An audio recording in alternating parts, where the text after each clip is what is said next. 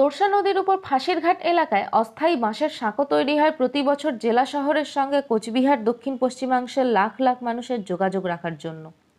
বর্ষার মৌসুমে সেই অস্থায়ী বাঁশের সাঁকো প্রতি বছরের ন্যায় এবছরও জলের স্রোতে ভেসে গিয়েছে।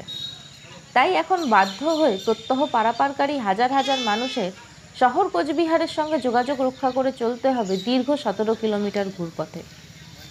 সদ্য লোকসভা নির্বাচনে ডান বাম উভয় প্রার্থীদের তরফে প্রতিশ্রুতি ছিল নির্বাচনে জিতলে সেতু তৈরি করে দেওয়ার। এবারে নির্বাচনে জয়লাভ করেছেন তৃণমূল প্রার্থী জগদীশ চন্দ্র বর্মা বসুনিয়া। জেতার পর তিনি জানিয়েছেন ওনার লক্ষ্য এখন ফাঁসিরঘাটে সড়ক সেতু নির্মাণ। এই ফাঁসিরঘাটে সড়ক সেতু নির্মাণের আন্দোলনে এ পর্যন্ত অগ্রণী ভূমিকা পালন করে আসছে ফাঁসিরঘাট সেতু আন্দোলন কমিটি। সেতু আন্দোলন কমিটির সভাপতি কাউসার আলম ব্যাপারী বলেন, আমরা আশাবাদী ফাঁসিরঘাটে সড়ক সেতু নির্মাণের ব্যাপারে। ইতিমধ্যে কোচবিহারের সাংসদ জানিয়েছেন ওনার লক্ষ্য এখন ফাঁসিরঘাট সেতু নির্মাণ।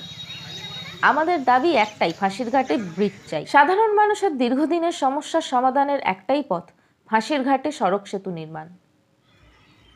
ফাঁসিরঘাটের অস্থায়ী সড়ক সেতু জলের স্রোতে ভেসে গিয়েছে। এখানকার মানুষ এখন বাধ্য হয়ে ঘুরপথে কোচবিহার শহরের সঙ্গে যোগাযোগ করতে বাধ্য হবে। আমরা চাই ফাঁসিরঘাটে একটি সড়ক সেতু তৈরি করা হোক।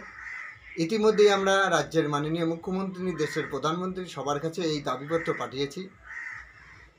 এই লোকসভা নির্বাচনে আমাদের কোচবিহার আসনে যিনি জয়লাভ করেছেন মাননীয় জগদীশ চন্দ্র বর্মা বসুনিয়া, তিনি নির্বাচনে জেতার পর মদনমোহন বাড়িতে পুজো দিয়ে ঘোষণা দিয়েছেন যে ওনার এখন বড় লক্ষ্যের মধ্যে একটি লক্ষ্য হচ্ছে ফাঁসিরঘাটে সেতু নির্মাণ করা।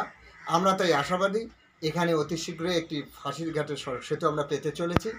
আমরা দেখতে চাই মাননীয় সাংসদ মহাশয় এই সেতুর দাবিতে সংসদে কীরকম জোরালো আবেদন তোলেন। সেই সঙ্গে রাজ্যের মাননীয় মুখ্যমন্ত্রীর কাছে আবারও আমরা আবেদন জানাচ্ছি এই লক্ষ লক্ষ মানুষের দুর্বিষহ যন্ত্রণা থেকে মুক্ত দিতে ফাঁসিরঘাটে সড়ক সেতু তৈরির জন্য তিনি যেন উদ্যোগী হন। ধন্যবাদ। আমি কাউসার আলম ব্যাপারী, ফাঁসিরঘাট সেতু আন্দোলন কমিটির সভাপতি।